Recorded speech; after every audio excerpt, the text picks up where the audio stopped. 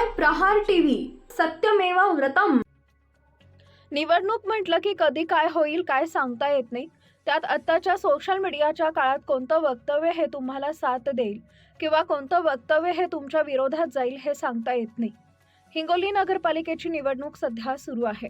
महाराष्ट्रात सर्वत्र हिंगोली नगरपालिकेत आमदार संतोष बांगर आणि आमदार तानाजी मुटकुळे यांच्या वक्तव्याची चर्चा आहे। दोनही आमदार एकमेकांवर चिखलफेक करत आहेत। याशिवाय राजकारण्यांची जुनी वक्तव्य कधीही त्यांना नुकसान करून जातात हे सांगता येत नाही। आजच्या सोशल मीडियाच्या काळात लोक जुने व्हिडिओ खोदून काढत आहेत। अशातच आमदार संतोष बांगर यांचा एक जुना व्हिडिओ व्हायरल झालाय। संतोष बांगर यांचा एक 2024 सालचा जुना व्हिडिओ व्हायरल होतोय। यामध्ये संतोष बांगर यांनी मुस्लिमांबद्दल काही वक्तव्य केली आहेत आणि या व्हिडिओमुळे मुस्लिमांमध्ये नाराजी असल्याचं चित्र निर्माण होतोय। या व्हिडिओची पुष्टी प्रहार टीव्ही करत नाही, पण यावर बोलताना शिवसेना उद्धव बाळासाहेब ठाकरे पक्षाचे शेतकरी सेनेचे प्रदेश संघटक वसीम देशमुख यांनी जोरदार टीका केली आहे। संतोष बांगर यांच्या जुन्या व्हायरल व्हिडिओमुळे नगरपालिका निवडणुकीत त्यांना फटका बसण्याची शक्यता वर्तवली जात आहे। काही लोक तो म्हणजे अरे बाप रे बाप, वो संत्या को अगर तिकीट दिए तो वो तो काटता बोले मतदार संघ तो म्हणजे विकूनच खाते। काही मुसलमानाचे लोक तो म्हणजे अरे बाप रे बाप, वो संत्या को अगर टिकट दिया और वो चुन के आया वो तो खाटी किसे हाडून घ्या। म्हणून लोक आम्हाला म्हणतात की तुम्ही जातीवाद करता का, फलाना करता का, बिस्तारा करता। होय, मी तर हर सभेत सांगणारा माणूस आहे आणि मागच्या 2019 ला सांगितलं सुद्धा, हे नका करू मला मतदान म्हणलं, जा तुमच्या वाचून काही राहणार नाही।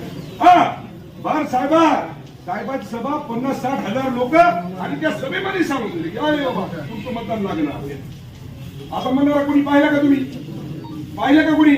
आपलं तसंच आहे त्याला, एक गाव दोन तुकडे होतच नाही ना। तुम्हाला सांगतो संतोष बांगर म्हणजे त्यानंतर तळ पाहायची तुमची मस्तक आली मतदान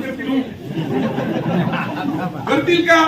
त्याच्यामुळे आपल्याला मतदान नकोच, आपल्याला गरज नाही। खरं तर आमदार महोदयांना आपल्या वक्तव्याचं भान राहायला पाहिजे होतं, त्याची आठवण राहायला पाहिजे होती। 2019च्या ते आपण जो म्हणताय 2019 लोकसभा निवडणुकीच्या दरम्यान त्यांनी जाहीर वक्तव्य केलं होतं की मला मुस्लिम मतांची गरज नाही, माझं तुमच्या मतांच्या माथं काही अडत नाही, असं त्यांचं जाहीर वक्तव्य आहे। आणि आता 2024 आणि आता ते मुस्लिम समाजाचं लागून चालन करत आहेत, त्यांच्या गाठी बिठी घेत आहेत, त्यांच्या वस्त्यामध्ये जात आहेत आणि आमचेही मुस्लिम समाजाचे काही कार्यकर्ते त्यांना डोक्यावर घेऊन नाचत आहेत। अरे, जो माणूस कालपर्यंत म्हणत होता की मला मुस्लिम समाजाच्या मताची गरज नाही आणि आज तुम्ही त्याच्या मागे का फिरताय जबरदस्ती? तर थोडीशी तरी लाज आपल्याला पाहिजे की नाही, की ज्या माणसाला काल आपल्या मतांची गरज नव्हती आणि आज तो आपल्या मागं मतांची हे करतोय, त्याच्यासाठी तुम्ही त्याच्या मागे फरफटत जाणार का? हा माझा खरा प्रश्न मुस्लिम समाजाला आहे। ते तर सोडा राजकारणी आहेत, ते काल जे बोलले ते आज विसरतील, त्यांची सवय सोयीप्रमाणे राजकारण करायची। पण मुस्लिम समाजाला आज तुमच्या माध्यमातून मला प्रश्न विचारायचा आहे की ज्या माणसाला कालपर्यंत तुमच्या मताची गरज नव्हती तर तुम्ही त्याला आता तुमचं मतदान देणार का?